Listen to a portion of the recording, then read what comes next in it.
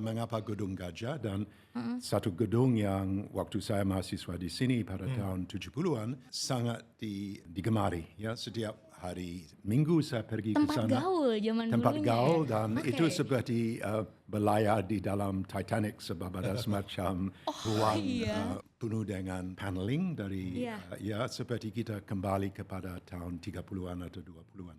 Ada kesadaran bahwa kalau kita bilang barang ini berharga bukan karena nilai ekonominya gitu ya, tetapi karena nilai sejarahnya yang begitu luar biasa. Betul.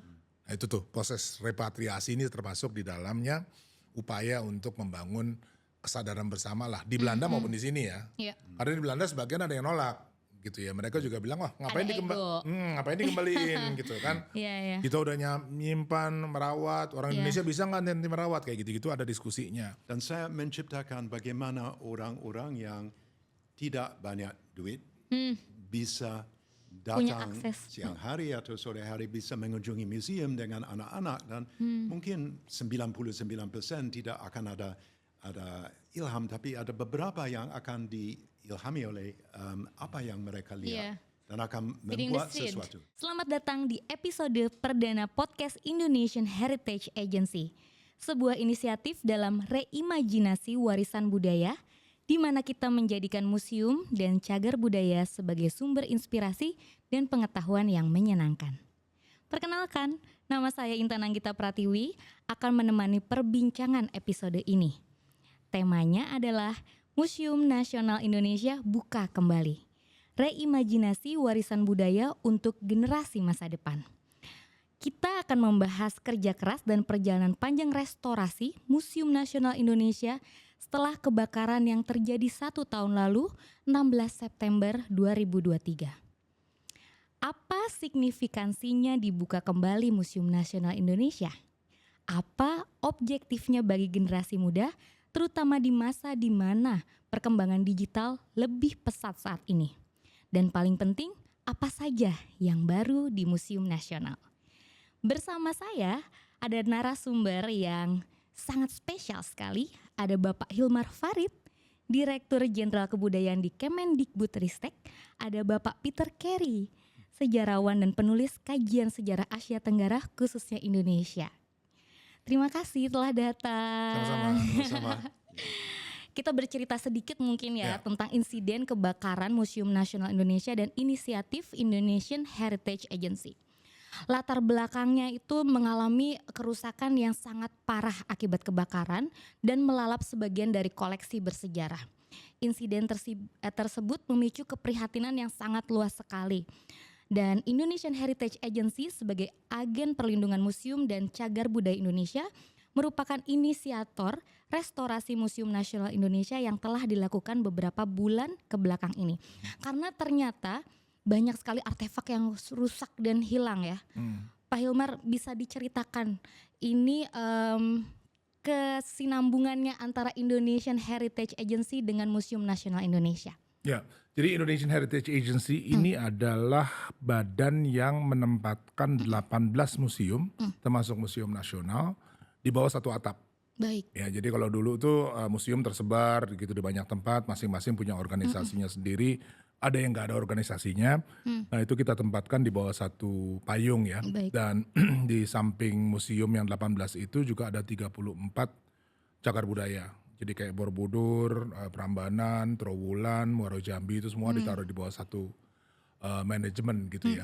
Dan harapannya tentu agar itu bisa lebih efektif ya layanan publiknya gitu ya. Karena kalau dulu ya masing-masing punya programnya sendiri-sendiri gitu ya. Sekarang kita ingin agar itu lebih terkoordinasi gitu, lebih terorganisir juga gitu ya. Dan kalau ada satu manajemen akan jauh lebih mudah juga ya kita misalnya menetapkan harga tiket gitu ya. Jadi soal-soal seperti itu tuh akan lebih mudah gitu.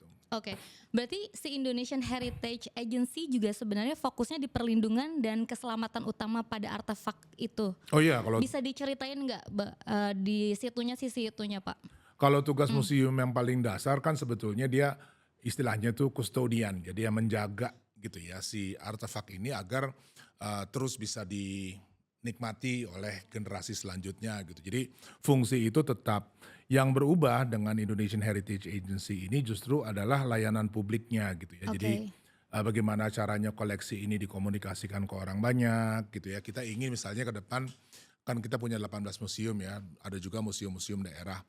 Kita ingin agar koleksi yang ada di Museum Nasional ini juga bisa dilihat di tempat-tempat lain.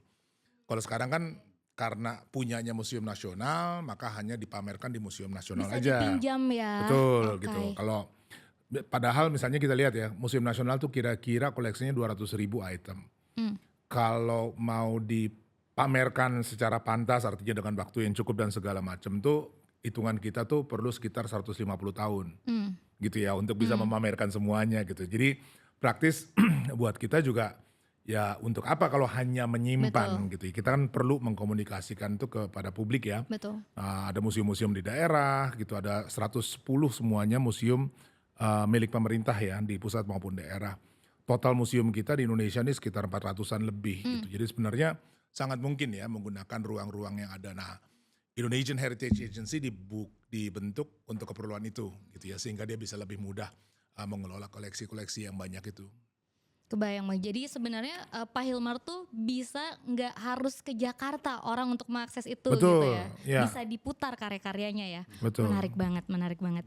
Oke, Pak Peter, mau bertanya dong, kenapa sebenarnya Museum Nasional Indonesia tuh seringkali disebut Museum Gajah?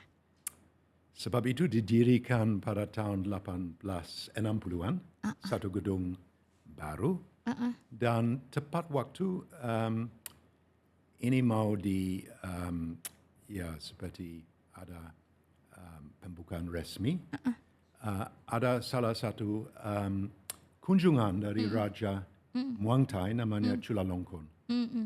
Dan dia mewariskan salah satu benda berupa gajah, satu binatang yang sangat sakral bagi orang agama Buddha. Ya. Dan itu diletakkan di muka gedung baru untuk Batavia Sonoskap. Ya. Ya itu adalah paguyuban untuk sains dan sastra dari Batavia. Ya. Jadi itu latar belakang awalnya ya? Latar belakang awal dan mengapa gedung gajah dan satu gedung yang waktu saya mahasiswa di sini pada tahun 70-an sangat digemari ya setiap hari Minggu saya pergi ke Tempat sana. gaul zaman Tempat dulunya gaul ya? dan Oke. itu seperti berlayar di dalam Titanic sebab ada semacam ruang penuh dengan buku tapi juga dengan paneling dari ya seperti kita kembali kepada tahun 30-an atau 20-an. Berarti saat pertama didirikannya tuh jadi apa ya waktu zaman itu? Itu didirikan untuk menjadi pusat untuk salah satu paguyuban yang cukup langka dan cukup awal di Asia Tenggara namanya Batavia Sonoskap van Kunsten en Wetenskappen. Ya.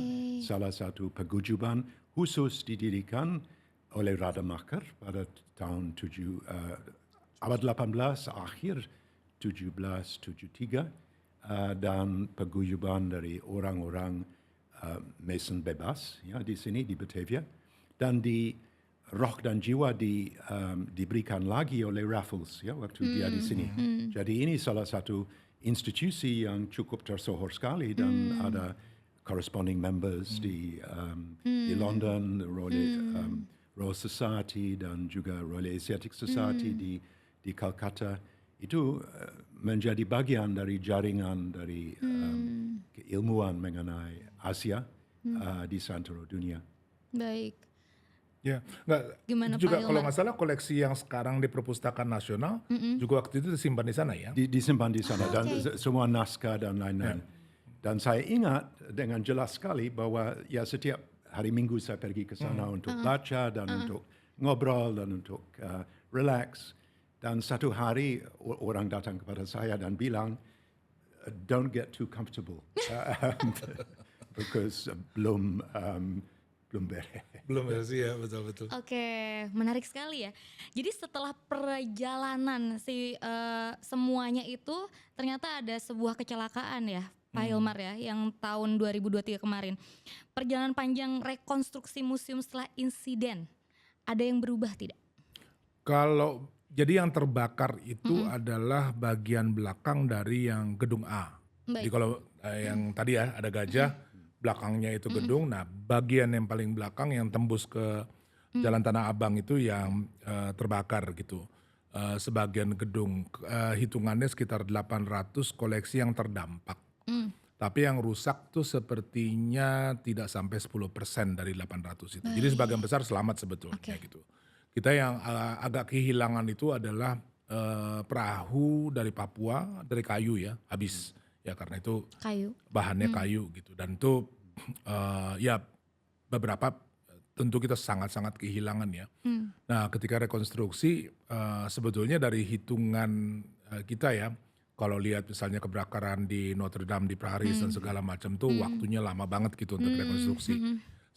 Kita kebakaran September, sekarang September. 1 tahun pas ya? Ya Oktober kita udah buka lagi. Ya kemarin saya ketemu sama Dubes Prancis, dia bilang, oh ini tergolong cepat. Ya memang sih betul kita fokus bener gitu ya, karena Museum Nasional ini kan praktis museum terbesar yang kita punya ya.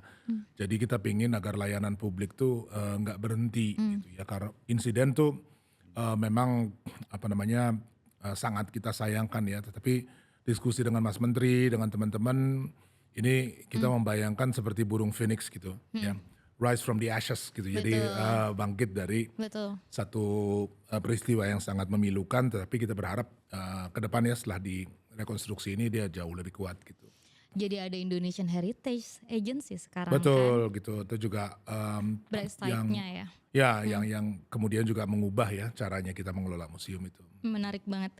Dan bagaimana sih sebenarnya pendekatan narasi Museum Nasional Pak Peter dari awal dan yang Pak Peter ketahui sekarang?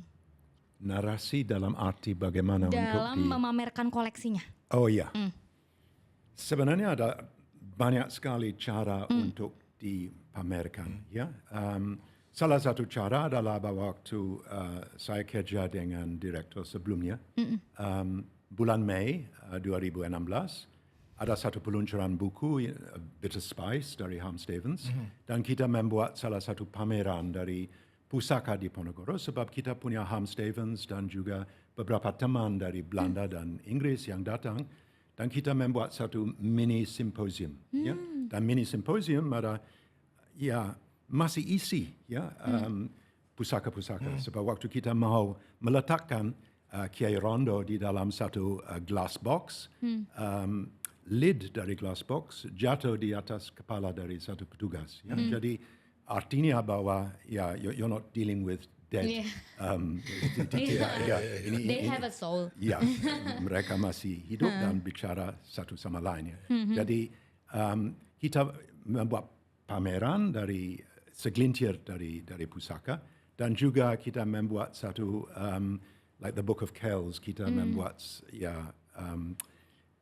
beberapa tulisan yang berwarna dengan gambar, dan juga ada satu seminar kecil berjalan selama sehari pada bulan Mei 2016, tapi sangat banyak orang datang dan cukup di orang antusias ya. Iya, ada Bu Tuti dan ada dekan saya dari FEB UI, Prof. Adri, dan macam-macam orang datang, dan juga banyak mahasiswa. Dan kita ada satu pandangan baru sebab orang dari Belanda bisa menceritakan bagaimana di Ponorogo kehilangan lempeng yang sakti, Kiai Rondo, sebab dia disergap di dalam pegunungan Gowong, dan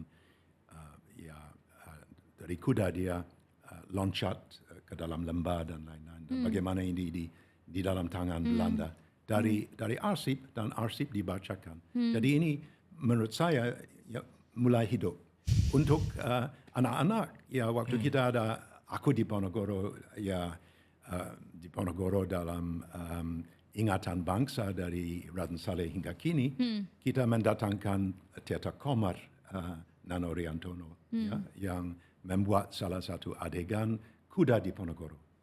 Jadi kita bisa menciptakan banyak sekali cara untuk pameran dan untuk ada acara. Dan yang paling penting, dan ini ada pengalaman dari Perpustakaan Nasional, menjawantahkan salah satu areal yang agak formal dan agak seperti necis untuk salah satu yang orang senang it's a hangout place. Ya, Satu tempat di ruang mana publik ya. ruang publik, tapi sangat nyaman, ya, sangat enak. Ada kopi dan ada kita bisa membeli buku, kita bisa ngobrol, dan juga ada tempat yang sangat bagus untuk baca dan untuk buat penelitian. Dan saya kenal baik dengan teman-teman saya yang sebenarnya anak pergi setiap weekend ke Perpustakaan Nasional because it's a really nice place to be. Ya, jadi ini kita bisa membuat sesuatu yang sama dengan Museum Nasional dan itu sesuatu yang sangat keren sekali. Ya.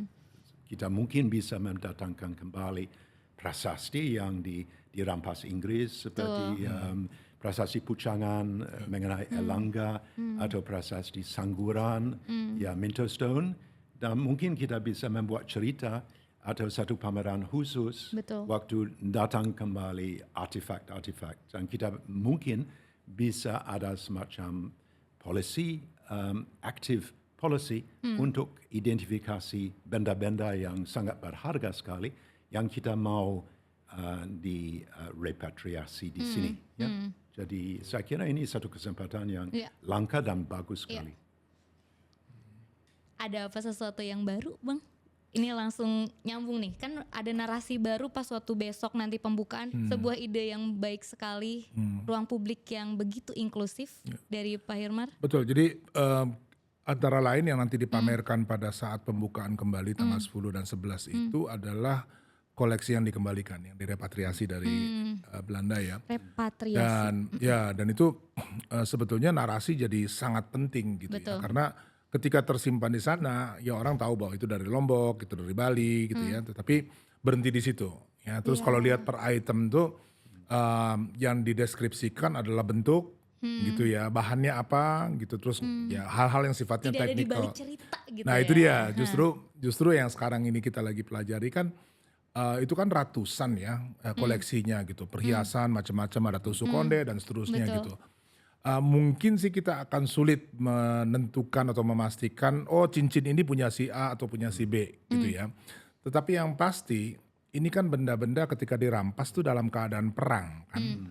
Gitu ya. Jadi di orang Bali 1906 diserbu ya, kerajaan itu sehingga terjadi puputan Badung gitu. Jadi sekarang kalau kita bicara tentang puputan Badung itu ada wajah yang konkret gitu ya, berbentuk peninggalan-peninggalan itu. Sama seperti ketika terjadi invasi di Lombok, orang cuma tahu oh ya Lombok diserbu oleh Belanda dan seterusnya gitu. Tapi itu seluruh keratonnya dihancurkan, perpustakaannya dihancurkan, negara Kertagama, ya dan seterusnya dibawa ke Belanda. Dan kalau misalnya kita lihat perhiasan tuh agak miris sebenarnya ya. Kalau saya sih agak agak pilu. Kenapa gitu? Itu kan pasti diambil dari jari orang. Betul. Iya kan? Atau diambil dari betul gitu. Jadi dan keadaan tuh selama ini kan nggak pernah terangkat. Nah, ketika kita nanti memamerkan narasi seperti ini nih mesti lengkap gitu ya. Sehingga orang memahami secara utuh gitu. Bukan hanya lihat wah keren ya emas dan segala macam harganya berapa. Biasanya kan diskusinya kayak gitu ya.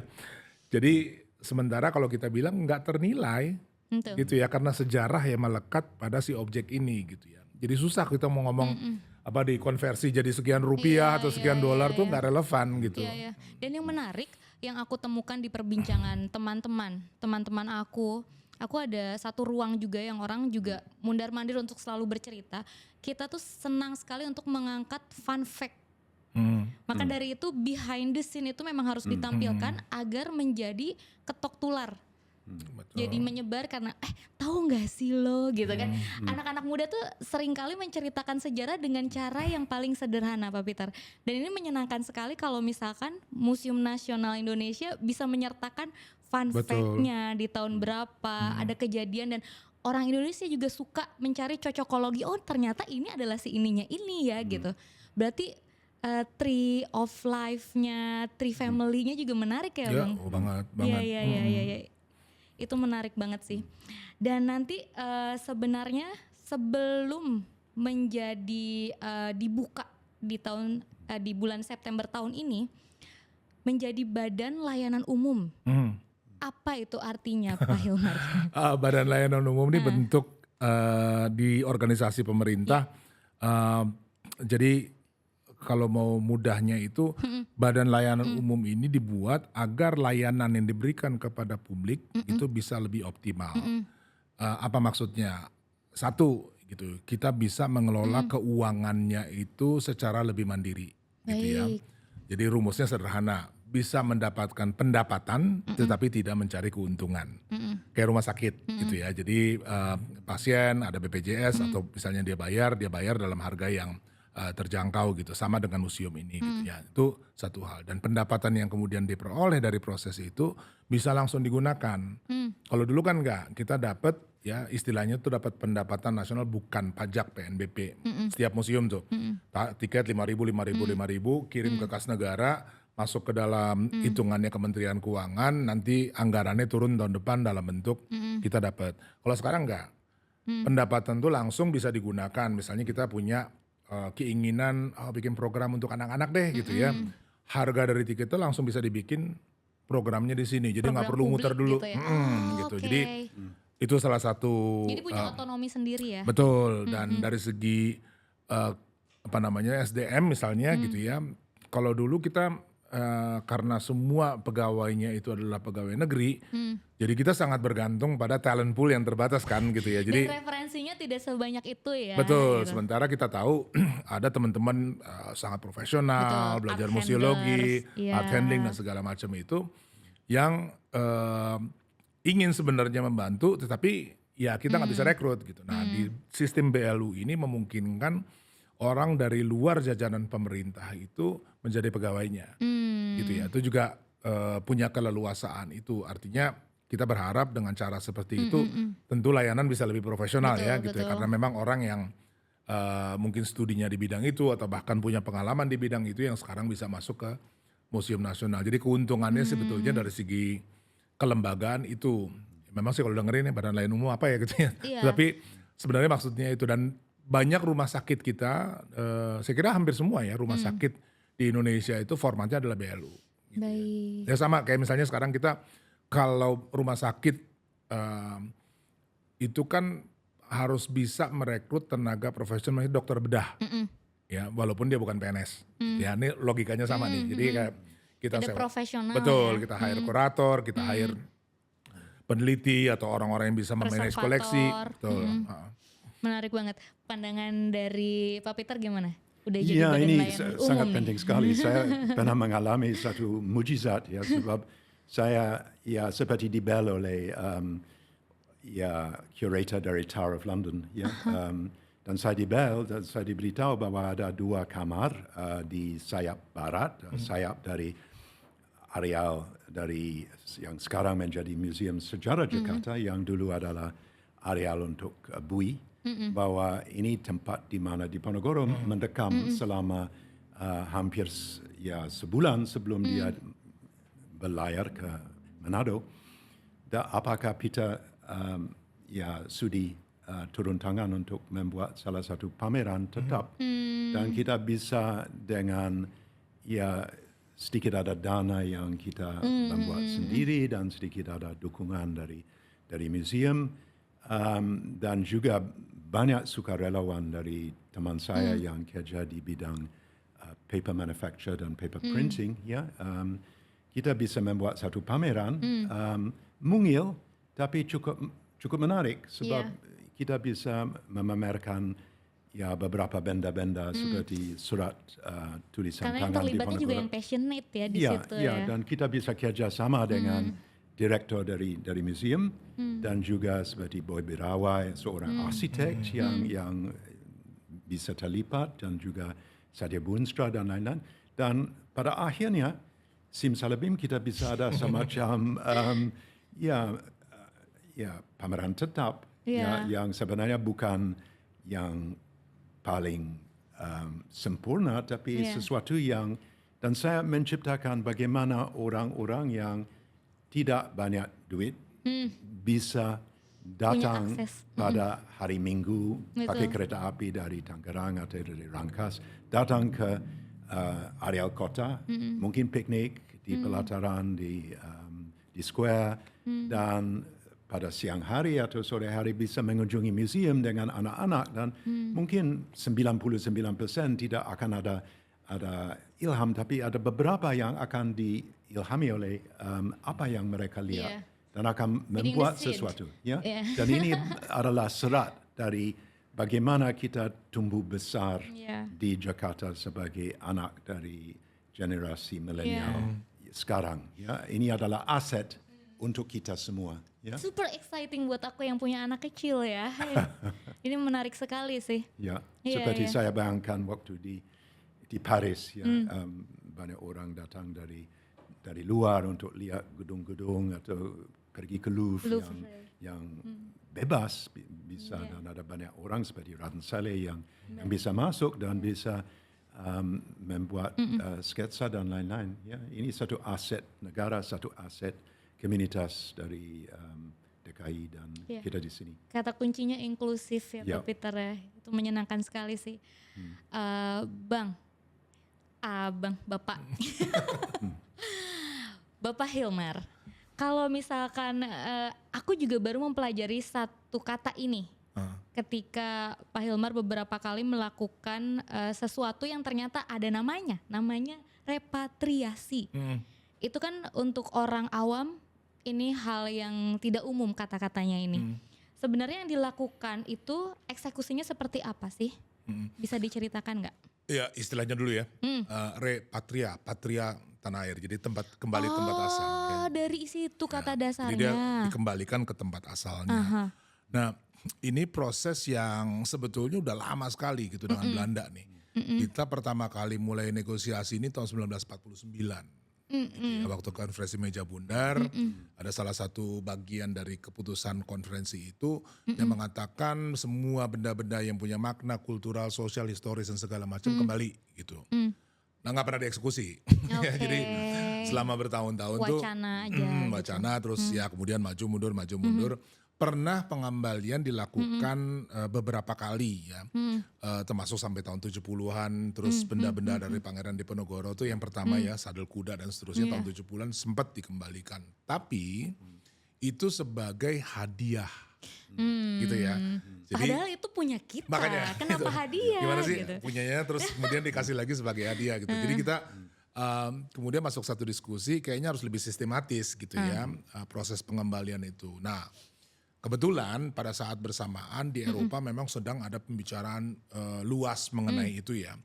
Mereka menyadari wah sejarah kolonial ini sangat-sangat berdarah, kemudian terjadi pemindahan aset-aset tadi gitu dalam jumlah yang sangat besar ke museum-museum Eropa dan seterusnya gitu. Dan yang pertama kali mulai mengangkat dan mempersoalkan ini, mengambil tindakan tuh Prancis. Oke.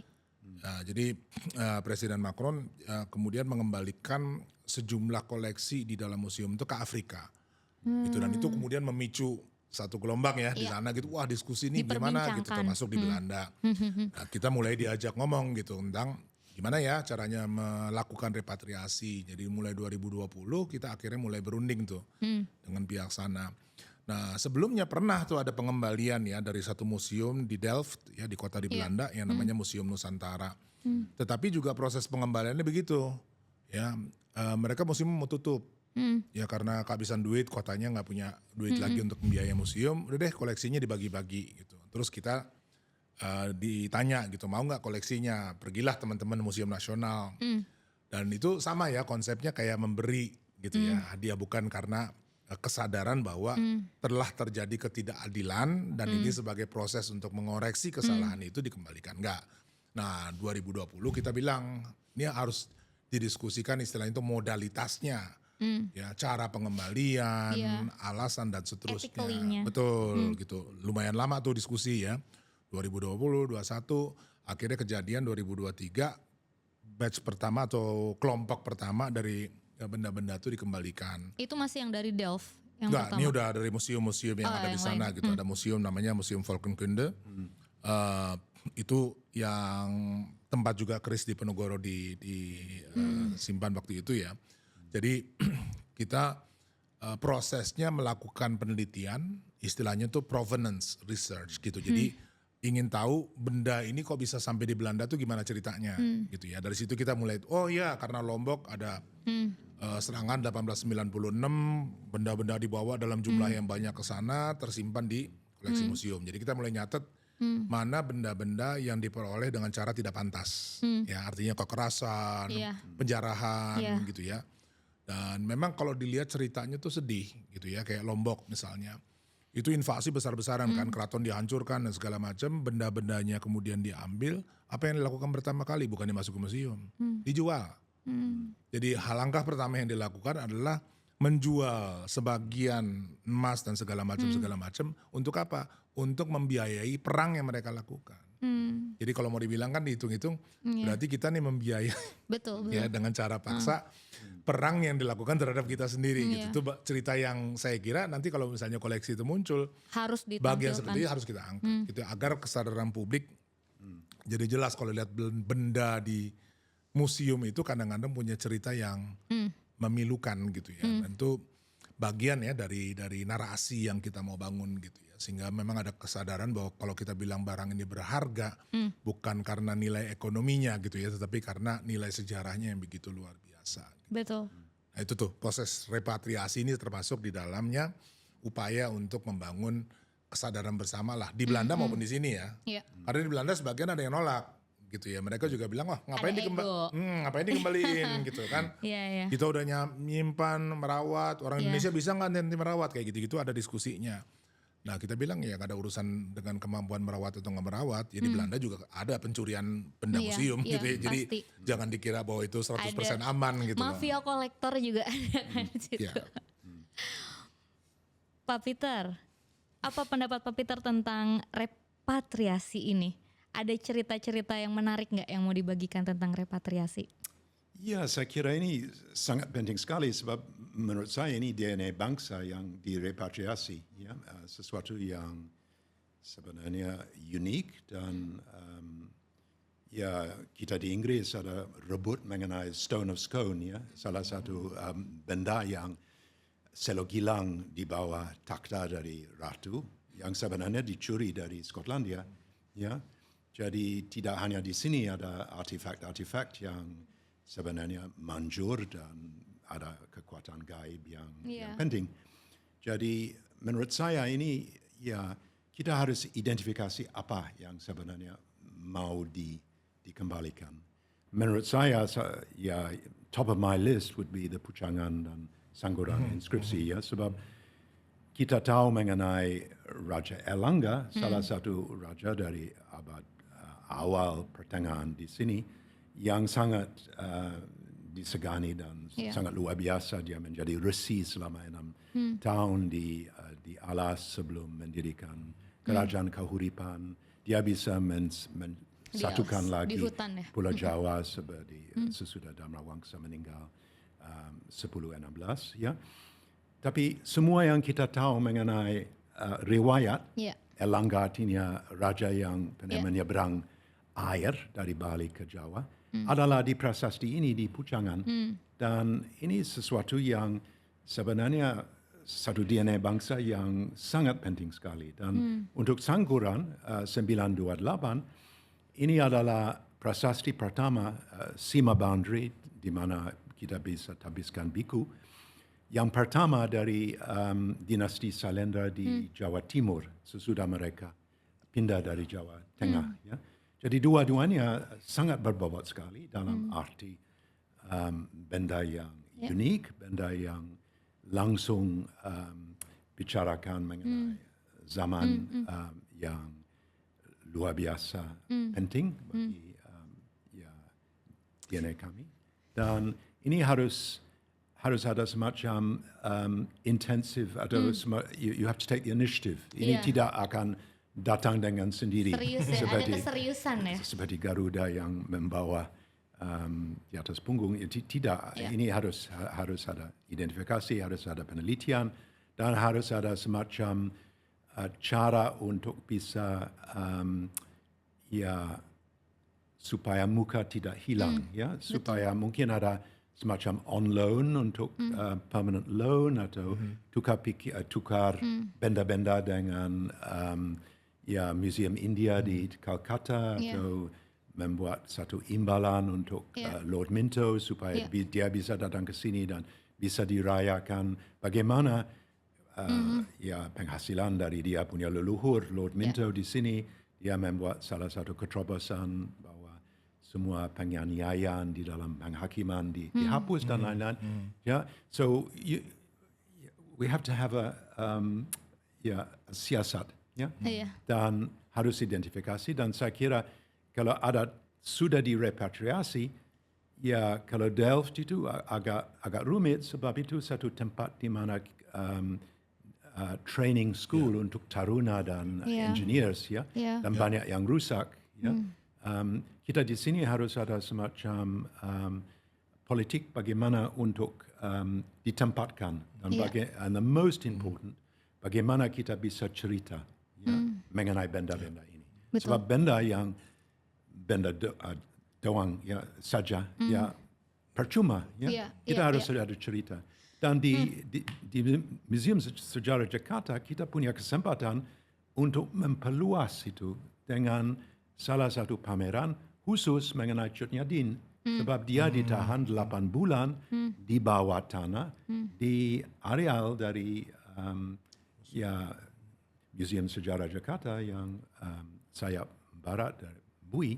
Jadi di atas Jawa, Diponegoro dan lelaki, di bawah Sumatera perempuan dan seorang supaya kita bisa membuat satu siasat di mana orang tidak merasa bahwa ini semua benda dari Jawa atau semua benda ini ya supaya keberagamannya pasti ada. Dan kalau ada pameran jangan lupa ada pameran dari Bone atau dari Luwu mengenai Ila Galigo atau lain-lain. Ila Galigo.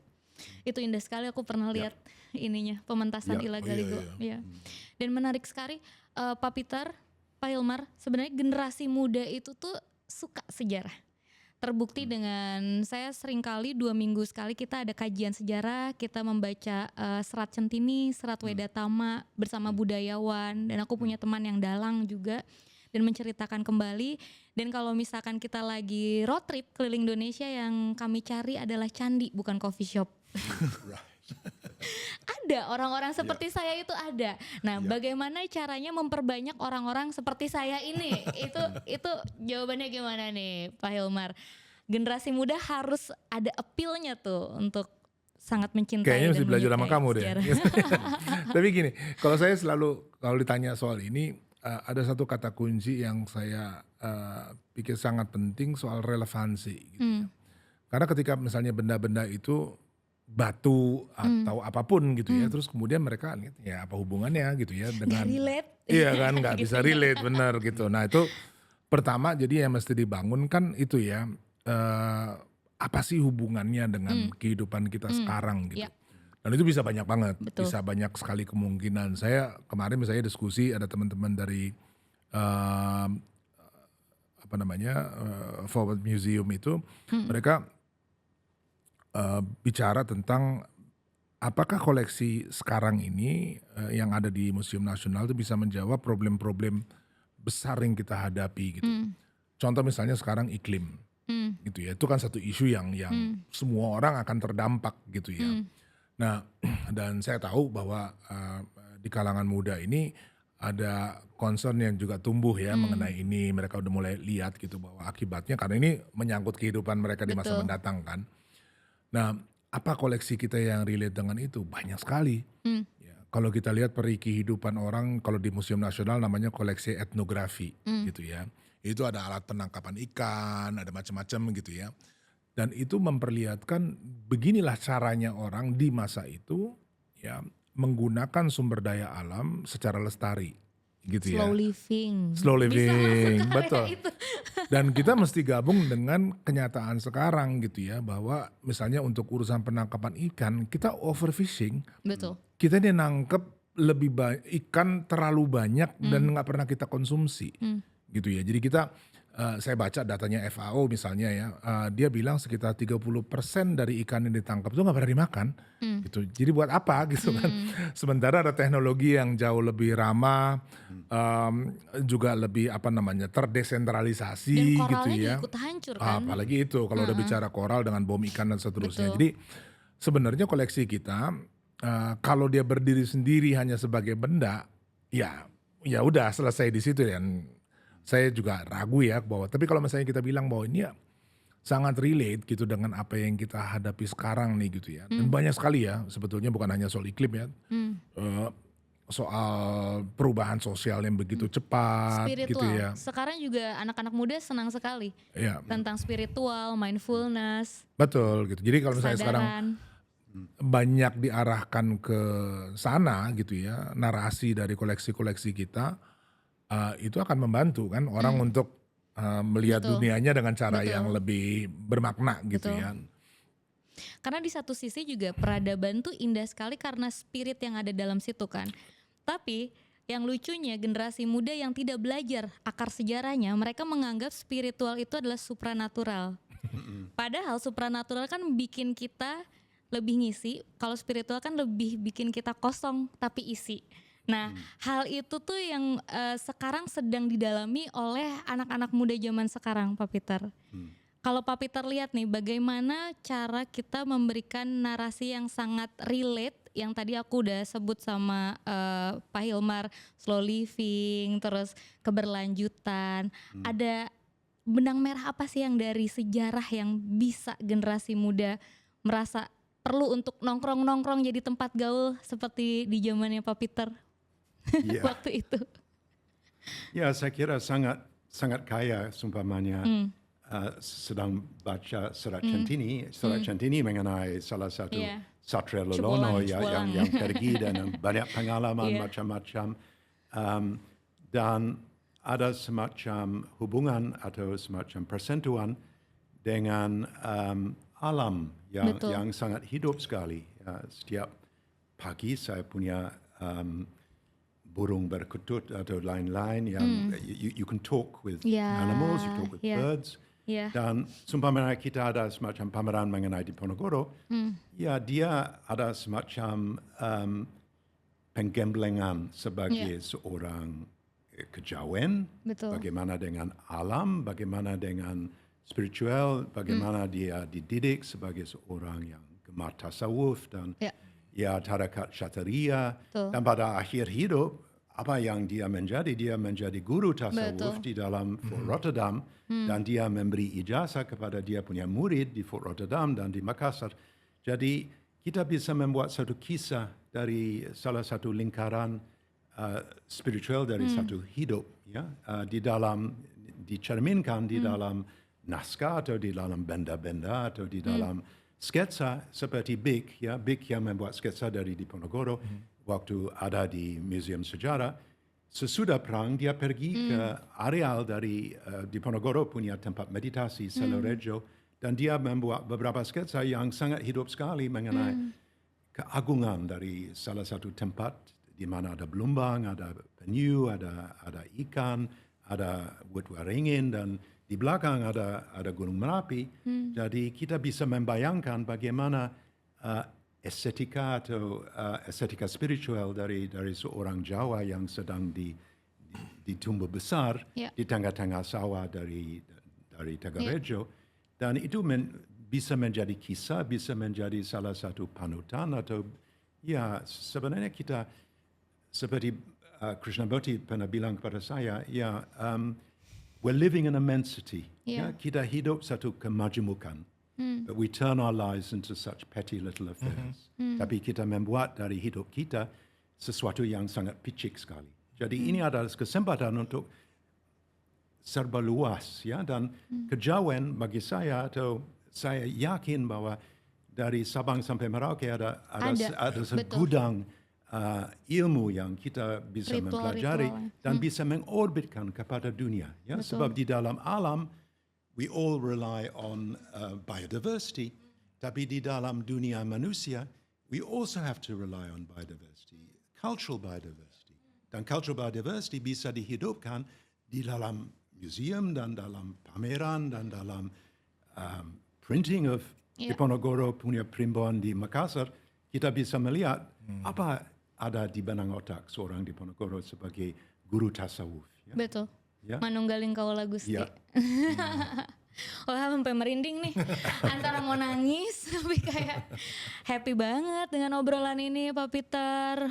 Dan sekarang saya sedang kerja salah satu adegan dari Hella Hase. Ya? Hella Hase adalah seorang penulis yang sangat terkenal sekali di Belanda. Dan dia membuat salah satu play mengenai Diponegoro. Dan namanya Schaken met Diponegoro, Playing Chess with Diponegoro. Dan tidak pernah di panggung, kecuali satu kali untuk ulang tahun ke-80. Mungkin kita bisa membuat salah satu sesuatu yang dari teater atau sesuatu seperti ini. Yeah. Sebab ini, it's very Dutch, but it's also very Javanese. It's called Schaken met Diponegoro dan bermuara kepada 3 atau 4 sosok komandan dari Fort Rotterdam yang setiap malam main chess dengan Diponegoro dan bagaimana dia seperti masuk di dalam dunia Diponegoro dan dia datang dengan salah satu Rukmini adalah satu perempuan tua yang menjadi pelayan Diponegoro seumur hidup dengan juga dia punya military orderly dan bagaimana mereka menghadap dengan satu dunia dari Belanda pada pertengahan abad 19 di mana ada 2 pikiran yang radikal berbeda dengan Diponegoro sebagai pemberontak dan Diponegoro sebagai seorang yang sangat luhur sekali. Iya, saya tidak pernah tahu Diponegoro sedalam ini sebelum ketemu sama Pak Peter. Mesti baca bukunya tuh. Wow, mau banget. Dan ternyata kita sudah sampai di closing remarks ya. Seru sekali obrolan, kayaknya tidak cukup ya 1 jam ini ya. Nah, Museum Nasional Indonesia akan segera dibuka. Harapan dari Pak Hilmar, dari Pak Peter, harapan sebenarnya kita tidak bisa ya menaruh ekspektasi karena ini adalah kerja kolektif. Tapi sebenarnya pasti ada yang kebayang apa yang diinginkan dan apa yang neteknya tuh ditetapkannya tuh apa di hati terkecil dan terdalamnya Pak Hilmar. Ingin kayak apa sih? Kalau saya sih dari dulu ya mimpi bahwa Museum Nasional dan semua museum kita sebetulnya itu bisa menjadi ruang publik. Ya. Ruang untuk meningkatkan juga kesadaran publik ya mengenai banyak hal ya. Karena sebetulnya kan kalau kita lihat koleksi museum itu kayak sumber informasi yang nggak ada habisnya. Kita bisa lihat dari berbagai macam segi gitu. Makanya kemarin dengan teman-teman di sana juga kita diskusi ya. Tadi ya kembali ke anak muda bahwa di samping coba kita mengaitkan kenapa nggak anak mudanya dikasih kesempatan untuk bikin pameran. Betul. Gitu ya. Jadi mulai dengan yang virtual, oke, mungkin karena kalau koleksi harus ditangani secara hati-hati, tapi kalau mulai dengan virtual, coba deh bikin narasi, ya bisa digabung dengan macam-macam, mau komik dengan apa dengan segala macam gitu, sehingga dia menjadi sesuatu yang baru. Dan itu kita mikir dengan begitu kita akan bisa jauh lebih melibatkan ya segala usia dan semua merasa memiliki gitu. Jadi kalau buat saya tuh KPI tertinggi itu bukan soal berapa jumlah pengunjung, tapi publik merasa memiliki museum nasional. Itu buat saya kayak semacam pegangan kunci lah gitu dan harapannya ya ke depan kita bisa mengarah ke sana. Betul. Dari Pak Hilmar juga berarti sebenarnya ini tuh ada kaitannya kan, kita suka ada ketakutan tuh kayak artefak sejarah. Apa kabar dengan era digital seperti sekarang, teknologi? Justru ini jawabannya ya. Betul. Kita bisa ada di tengahnya gitu. Mesti dikombinasi. Koleksi nggak bisa berdiri sendiri gitu ya. Dia nggak bisa lagi dipamerkan hanya seperti yang sekarang ini. Dia perlu ya sekarang ini dengan cuma teknologi digital ini juga mesti kita pilih-pilih ya. Iya dan perlakukannya juga betul-betul sebagai tools ya. Betul. Jadi nggak kayak dia kemudian menguasai seluruh. Betul. Jadi orang bersibuk-sibuk dengan teknologinya lupa substansinya gitu. Jadi tetap aja narasi ini penting dan apa istilahnya tuh. Jiwanya tetap di manusia. Betul. Si teknologi ini membantu mengangkat lah gitu. Ya. Jadi jangan sampai masuknya ke area artifisial gitu akhirnya kan ketukar ya. gitu ya. Iya. Lupa mana yang penting sebenarnya. Mana nih gitu kan. Dari sisi sejarawan, apa harapannya Pak Peter? Ya, kita baru ada kembali dari Kris Diponegoro dan kita membuat satu pameran di Museum Nasional di mana ada semacam hologram dari Diponegoro punya kuda Getayu ya, atau ada semacam storybook ya, storybook yang kita bisa lihat di tayangan salah satu kisah mengenai ya tahun-tahun muda di Ponorogo, di Tegarejo, atau di lain ya. Jadi kita bisa menciptakan salah satu kerjasama dengan teknologi dan AI yang bisa menghidupkan kembali sesuatu yang agak susah kalau itu hanya benda mati, benda saja. Ya, dan itu adalah ya kesempatan di mana kita bisa melibatkan ada banyak anak muda yang sangat talenta sekali dan apalagi digitalisasi atau membuat kartun atau membuat penciptaan dari hologram atau sesuatu. Ya. Jadi saya mengharap bahwa Museum Nasional menjadi salah satu powerhouse ya untuk budaya Nusantara dan itu bisa ada semacam gudang atau gudang dari ideas ya, dan inspirasi. Bank Ideas ya juga. Oke, menarik sekali. Terima kasih Pak Peter, terima kasih Pak Sama-sama. Hilmar. Terima kasih kepada para narasumber. Sampai bertemu kembali di podcast Indonesian Heritage Agency selanjutnya.